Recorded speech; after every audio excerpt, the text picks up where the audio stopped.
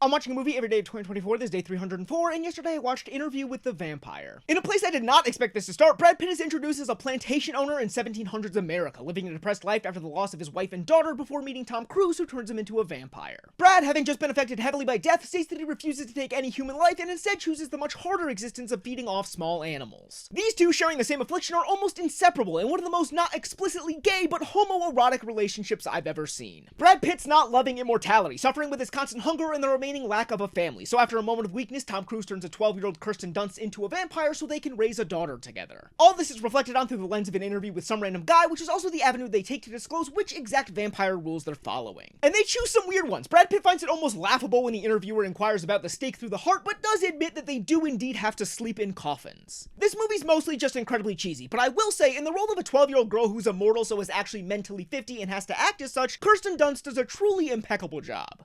3 stars.